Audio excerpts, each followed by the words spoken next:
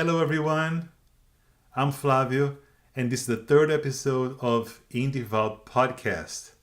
This is a podcast where I talked about indie games and also a variety of subjects. So today, for example, I want to talk about why I quit playing AAA games. But before I start, if you like this type of content, please leave a like and subscribe. That would help me so much. And also, I would just thank you, the 19 subscribers that I got over the weekend. I love it. I appreciate you all.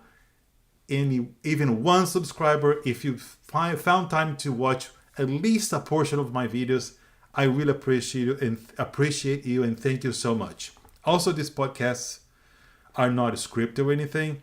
I like to sound as natural as possible so you guys can get entertained by it and just take this type of podcast as a form of entertainment. Okay, you don't need to agree or disagree with me in every single thing I say. It's just someone in front of the camera who loves video games like you do. All right, so without further ado, let's start. So as I mentioned before, I grew up playing very, very, very simple games like Pong, with the dial, as I mentioned before, Atari, Odyssey, in television, Master System, Mega Drives, NES, SNES, then PS1, 2, 3, N64, GameCube, Cube, Sega Saturn, and so on. I will always play all kinds of video games and from different consoles and also from computers and home computers like TK90X. Oh my god, I'm just giving you guys an idea of how old I am. But yes, those were the times for me where games were just so much fun. They're just playing a video game me. It's just like video game me means like, oh, I'm not worried about the gravity or anything. But also, understandably so, throughout the years, this is still a new medium and it's so young. And then things start shifting and evolving. Graphics started being more realistic. Games start being super expensive to make. And then you have to have a bigger team or a big studio behind you or a company that was kind of back the entire production of games. Then the multiplayer scene came, and then we have also the MMOs, phase where we have one of the biggest example out there, World of Warcraft. So everything was so big and new and exciting and everything. Years later, and we have now situations where we have those young studios. They had a dream to make a game. Then they will make a fantastic game, and then they get bought by a big corporation. Yeah, let's see you Microsoft or let's see you Sony, and then there are under this umbrella of infinite amount of sources to build their games, right? So bear with me. So then you would hear or read about a game that costs, for example, to make $200 million. And now we have the problem where the investors, they want to have their money back, their investments back. So what we have today, a bunch of games with microtransactions, just like not even trying to hide. They say, oh, do you want this skin here? Oh, you're gonna need to buy, for example, a coin to spend a game, an in-game currency. Oh, do you want this new controller here? Do you like it? Oh, we have to pre-order Forza, and then you can get the controller. Okay, by the way, I'm not sure. I just bought this controller afterwards, so just an example. But then for me, then I was like really excited. Okay, when I'm gonna be able to play, for example, the new Dragon Age, the Veilguard, for example, that was just released years back. Then the excitement starts building up, and then cases where we have, oh, do you want to play early? There's a new, the early access, and you pay more, and then you finally got your hands to play the game, like myself, and then I start playing the game, and then I start seeing the cracks during gameplay. I will start with Dragon Age: The Veilguard. By the way, this is not a review. I'm not here to review the game. I'm not here to hate the game. This is just my opinion. If you love the game, more power to you. Go ahead, keep playing. The most important thing is that you're having fun. Okay, that's just a quick disclaimer. All right.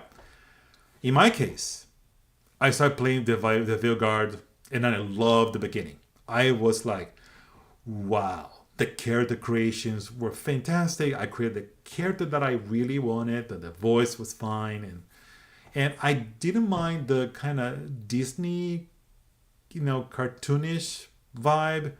Because in my mind, it's like, okay, my mind was like, oh, they're just shifting to a new look. And I love right at the beginning of the story and everything, where you start assembling your party and everything, and then you have the individual stories of each party, right? And then before I started going through the stories of each member of my party, I was like, oh man, after the tutorial I was like, I'm gonna be playing this game for a long time.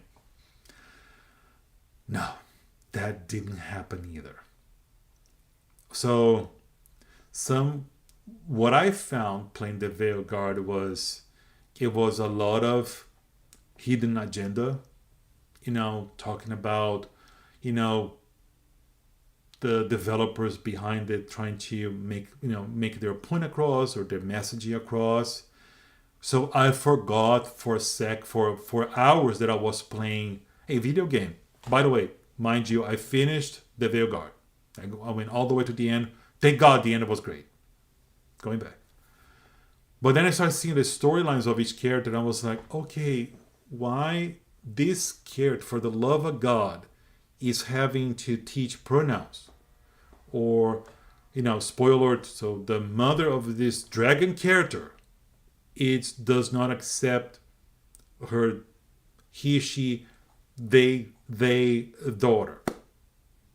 Why do I care? And disclaimer, I'm a gay man, happy gay man, have a husband, have a wonderful life, and I devote my life to him and everything. But this is what is happening inside of my house. I don't need to shuffle this to anyone's throat to have them swallow this, accept me, because this is who I am, blah, blah, I have my rights.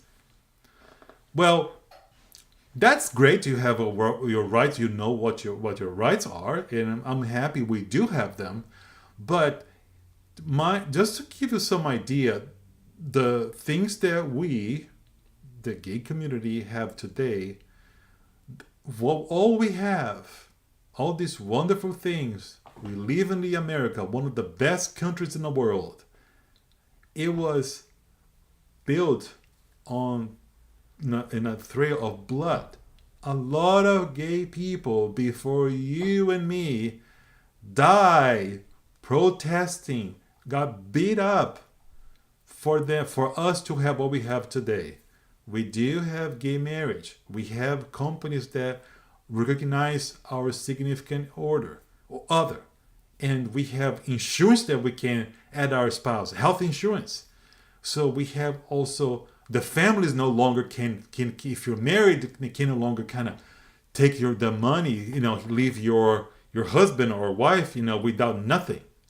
So our government system protect us.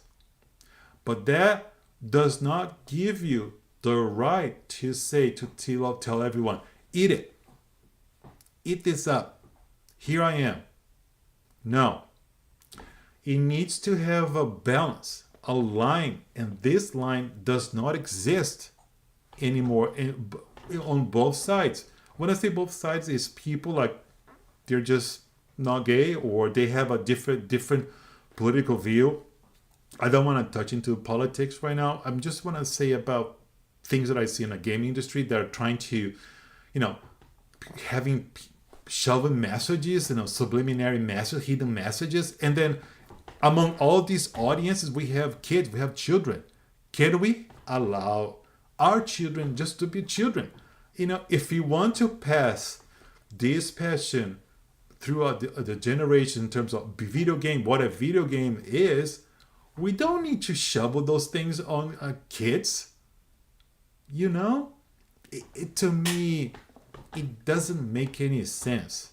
And you may say, oh, he's wrong. Fine, I respect your opinion. You can go on Twitter and clip this, and you probably get like 5,000 likes and 10,000 likes. But guess what? It doesn't matter.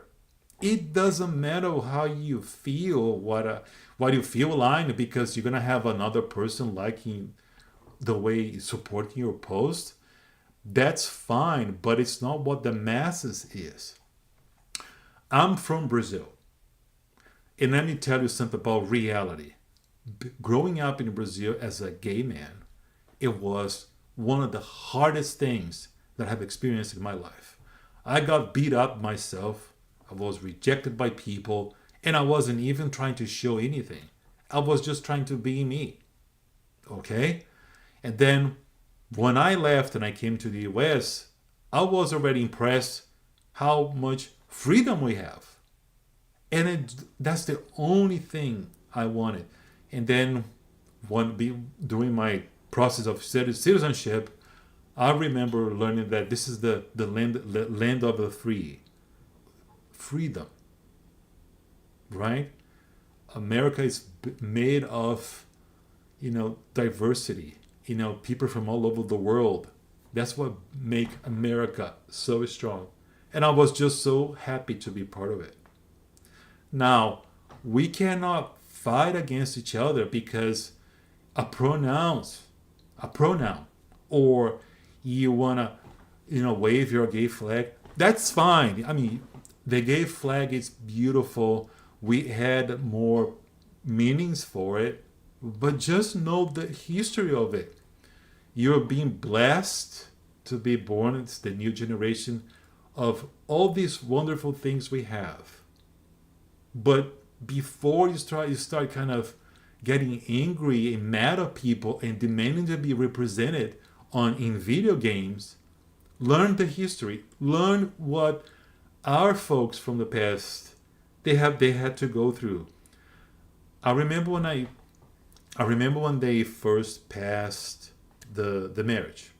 It turned to be federal. And then I remember my husband said, "Do you want to get married today?" We have been together for over 20 years, mind you that. And then I said, "Want to do it today?" It was like a Monday, and then we went to the courthouse and everything. And the press was there. You know what I saw, guys? Let me tell you. It was back in Palm Springs. I saw elderly couples staying in line. I saw couples in a wheelchair. Even got me a little emotional about that. They said, "Wow, I'm 80 years old and I can't believe I'm alive to be part of this. I've been through so much my entire life. I can finally have the right to say I love you. And nobody will take that right away from me." Okay? That to me, it's important. Not what the video game is trying to make across. I don't want to be political in a video game. I don't want to worry about, genders in video game. I just want to play a video game. And that's why I was so upset with the Dragon Age the Veilguard. It ruined the whole thing. The game reviewed really badly. People were dunking on the game all the time. And I was starting to become an angry person. And that's what started kind of piling up. I said, okay, I'm getting angry because of these political messages or subliminary messages and people talking about representations. Nobody's talking about the gameplay. Nobody's talking about the story. Is talking about the previous Dragon Age games. And that really, really made me mad. And that was starting the process of me thinking about maybe I should quit gaming for good. But at the same time, I love video games because I remember the experience that I had when I was a kid playing Pac-Man or playing River Raid from Atari, and playing video games with my nephew, excuse me, on black and white TV. And those were the time, my first time playing Final Fantasy on PlayStation, 4 CDs. Those were the times that I really treasure. And I said, I miss that. So another game that I felt the same way was Assassin's Creed Shadows. One of the best, going back a little bit, one of the best Assassin's Creed that I ever played my whole life, besides Assassin's Creed 2 with Enzo, I played Assassin's Creed Odyssey. I am a sucker for Greek mythology. I love Greek mythology. I played that game. Everything. I did everything. I played almost 500 hours that game. I played all the DLCs, which I rarely do DLCs. It took me forever to finish. But I was just like savoring every part of the Greek mythology or fantasy they were giving me. And I remember when I played the Atlantis DLC, I was like, wow, these developers really outdo themselves. And also, a little disclaimer here, I'm not against developers because that's their job. They're doing what they were told to do it. So just, bear with me. So I love the whole thing about Assassin's Creed Odyssey. I cried when I finished that game because I was like, wow. I felt so accomplished when I finished. But then we started seeing the Assassin's Creed Valhalla. They had things that I was like, the story was poor, and then we had the transactions on steroids. They were present in Odyssey. They pretty much present in every single Assassin's Creed.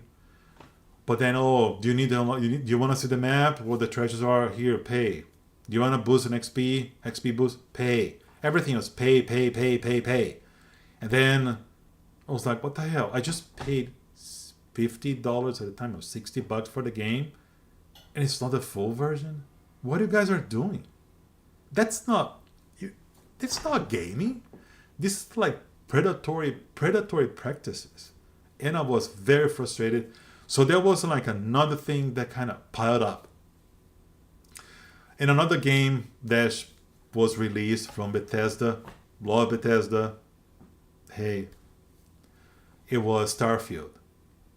It was the same time that I was playing Baldur's Gate 3. Now, Baldur's Gate 3, note from Larian Studios. I bow to you, Larian Studios. I am actually a huge D&D fan. I never was able to get into like play a D&D game like with the books and everything. I was to go to places where people were actually playing and they have like binders this thick and then acting and then playing it, and I just love those characters so much. And then Baldur's Gate 3 came. It was to me a dream come true. I finished that game entirely. It took me almost a year to finish. I put so many hours. I was even forgot to sleep. It's so polished that I feel jealous of people playing that game right now. Because Larian Studios, they were taking our feedback saying, no, do you want this? Do you want to change your character's appearance in-game? Because after the character creation, you could not go back. They said, here it is. And everything was polished after polished. They also released the same version for Mac, for Mac OS. And it was just incredible. It was, if your dream is to play D&D, you need to play Baldur's Gate 3. It is so spectacular. It's beyond spectacular. It is an example to follow, and then I remember the Game Awards where they won, of course, Game of the Year. I forgot the name of the CEO at this right now. I don't want to something Vink. Oh, I butchered your name, but sir, I love you so much. You were never gonna watch this video. That's fine, but just know I love you so much. You have your team, it's amazing. You have so many good stories to tell us. You told a beautiful story. I was able to make my own story, and I really loved it. That was amazing. And Sven Vink, I have to go. Sven, Mr. Sven, congratulations again. And then it was such a surprise that in that game award of that year, where he wasn't able to deliver the full speech, because another preference was given to a bigger corporation, right? For the God of War, right? Love God of War, but that was so unfair to take away the Baldur's Gate moment. The year after that, he was able to talk about the Oracle, about things that he's on way to give a speech. That was Sven giving the speech about the Oracle, what it means to have a good video game. Making a good video game is to feel passionate about video games. You just want to make a good video game. Let me just unlock my computer here. I want to make sure I don't lose the track. See, my videos are not scripted, guys. It's just what it is. It's a real time. So Baldur's Gate was all that. At the same time, I remember the release of Starfield. That was the point I was trying to make. And I was like, let me just try Starfield, because, this is going to be like going to space, exploring planets. They're going to be procedure generated. It's going to be all that marketing. It's so much money. Tom Howard, giving interviews and everything. I started playing it. And I was like, oh, this is a joke. You know how I felt when I was talking to those characters? They were made of cardboard. And I'm not saying this about the graphics because I don't want to contradict myself. You're saying the graphics are important. We're talking about polish, right?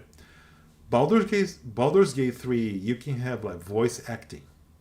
The voice acting, the characters' animations, the delivery, the passion. It's there. In Starfield, you just say, oh, it's a cardboard. The guy's eyes barely blink. It felt so like soulless. And that's why I stopped playing Starfield, because it felt soulless. And then the excuses online say, oh, this is how it is in Gravity. I don't care about Gravity. I just want to play a good video game. So they also put another rock on my back, little rock saying, okay, this bag's getting heavier because I'm getting tired of this. But thanks for Baldur's Gate 3 for saving that year for me. The year that my gaming year was saved by Baldur's Gate 3. And still, all that, I still kind of not pay attention to the indie scene. And then it came another game that I bought a PS5. I go, okay, I love God of War. I bought a PS5. Normally I was buying PlayStation because of God of War, and I love God of War so much. I finished that game. But then Forspoken was this game from Square Enix, things like that, about this girl from New York who was taken to a different dimension. They had a cuff that would be a talking cuff. Oh God. That would speak to her, teach her tricks and everything. Man, she was so annoying. Then I didn't care about the character. It was bad. The combat was bad. The movement was bad. Then also, I don't want to mix, but it's like, also we had the Avengers game also. How do you mess up an Avengers game? We have such a wealth of heroes and villains. For some reason, the story was so bad. You have an unlikable and ugly character. Because it was that mindset, oh, if I make this character look this way, more people will be like, oh, gravitated towards. I don't want that. I don't want the character to look like ugly. I want to live that fantasy. If I'm playing a male character, I want the male character to look good. Why not? I want to look good, right? I can be. People can say, oh, this guy with the glasses is so ugly. Hey, but if I like myself and I feel good and I present myself well, some people might like it. That's how I feel. I don't think that kind of is a good example. But I don't like to play an ugly character. It sucks.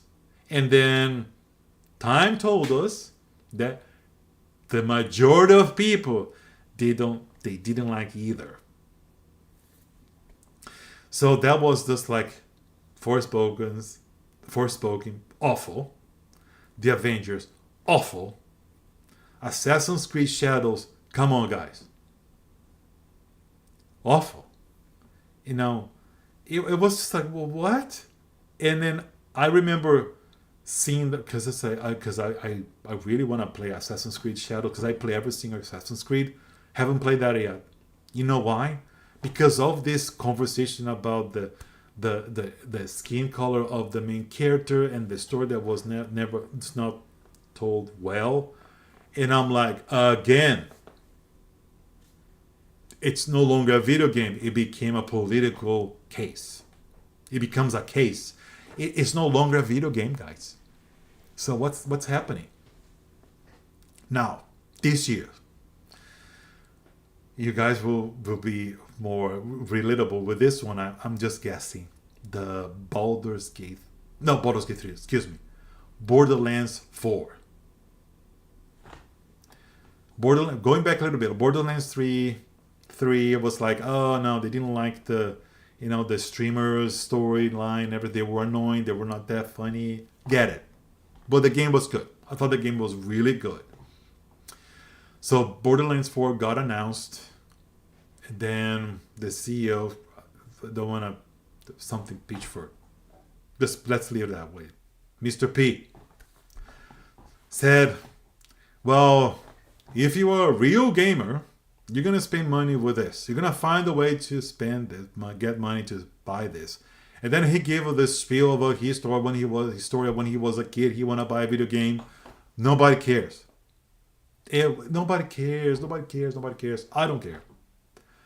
Anyways, it's not because of not having a disposable income. I bought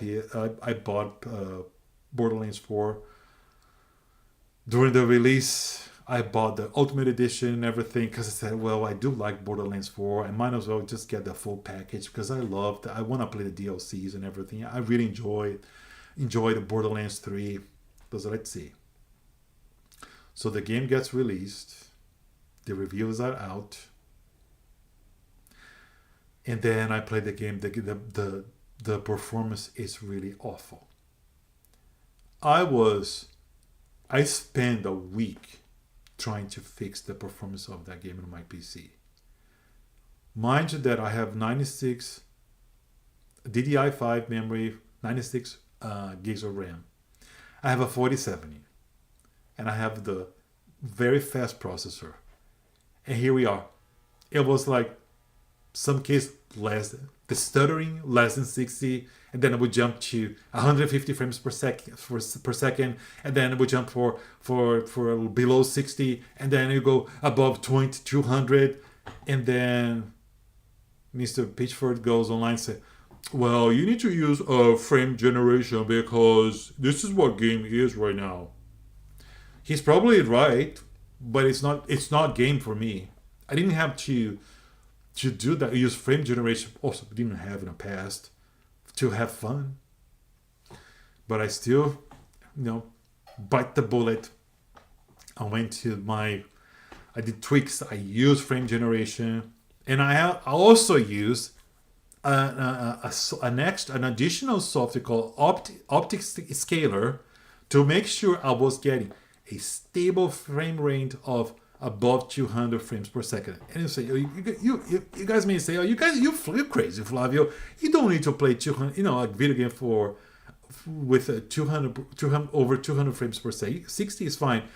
Yes, it is fine, 60. But if I'm playing something, I want to be able to, make the most of it. Mind you that I paid over $100. So why should I just kind of be okay?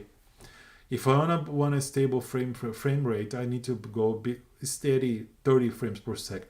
Not gonna happen. It was poorly optimized. It was a disaster, and I regret doing that. And I'll tell you my suggestion: speak with your wallet. The money is yours. You do whatever you want. But I would never, never recommend people to spend money, big top dollars, in an early access for a game that is, I would say, unfinished, unpolished, and then having to reset the shaders to recompile and every almost every 2 weeks to, oh, we have a performance, it's better performing right now. It was bad. And then, you know what, I played over 30 hours and I kind of fell off. I said, I'm not gonna do this. Then something happened with the game universe. I stumbled across the Steam Next Fest. The infinite amount of demos for free of games being an early access. The developers saying, basically saying, I just kind of paraphrase, test my game. How do you play my game? What do you like about my game? What don't you like? And we having one developer, like the developer of Megabonks, saying he was taking feedback. He was fixing the game, adding stuff before the official release. He was almost at the end of the release window to release his game because he was making sure everybody was happy. And then it was like, boom. I said, that's the people that I want to hang out with. It's just like, it's about having fun. And then I started dabbling even more deep into the survivors and roguelikes game. Man, I was like, this is beyond micro comprehension. It's beyond fantastic. And I keep downloading more demos and buying it, and then I was like, okay, this game was released, and it's like, how much? $20? Then you give me, Steam's kind of giving like 10% off or 20%, and those Steam sales. Hey, Steam is not paying for this video at all for me to sponsor this video. I'm just saying, just keeping real. And I was like, wow, this is fantastic. Then I dropped completely the Game Pass subscriptions. Also, they went above $30. They went above the Game Pass Ultimates for $30 a month. Oh, no, thank you. Don't want it. I don't want to pay more. $30, I can play a bunch of games on Steam. And amazing games that I'll be playing for the rest of the year. Okay?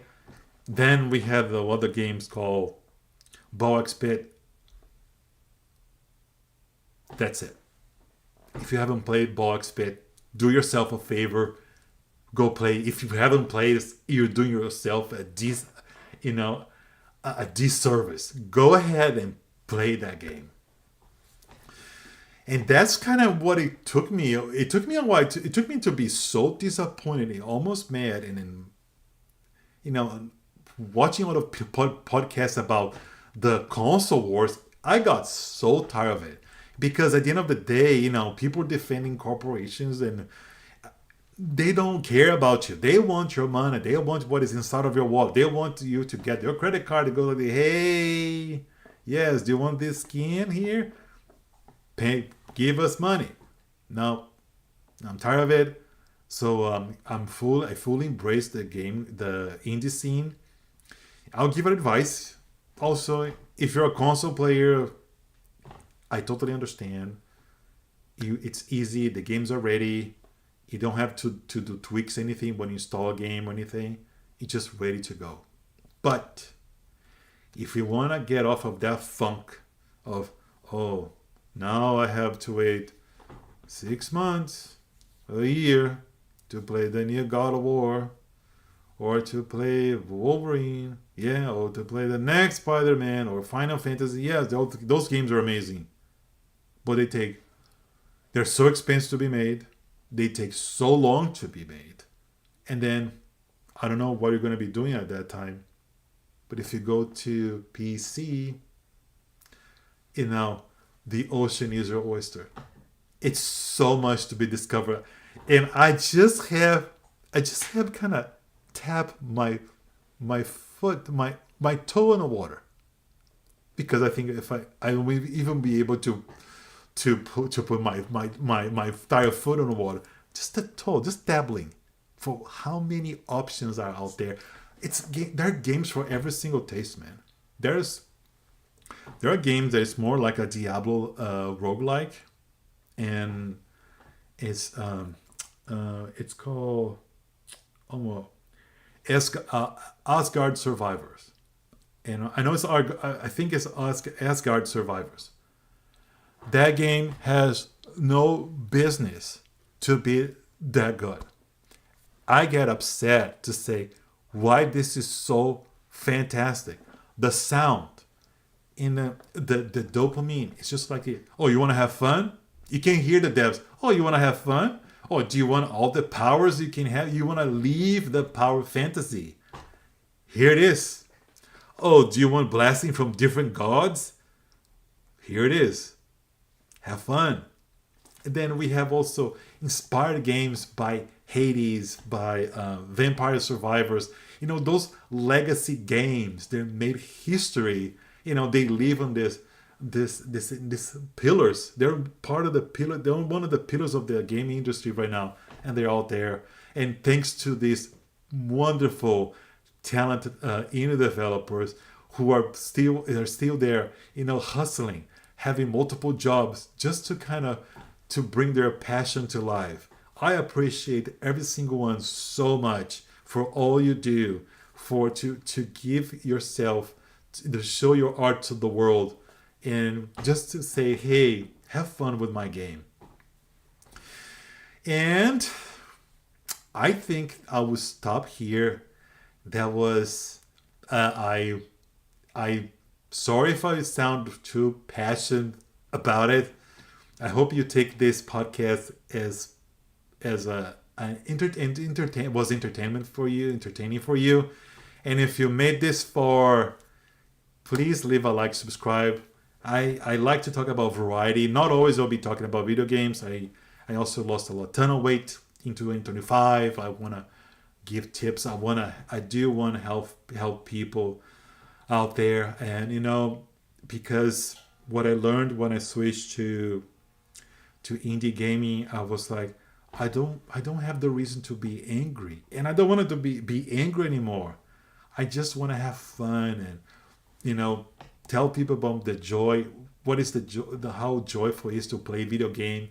Why I'm so passionate about it. That's what my channel is about.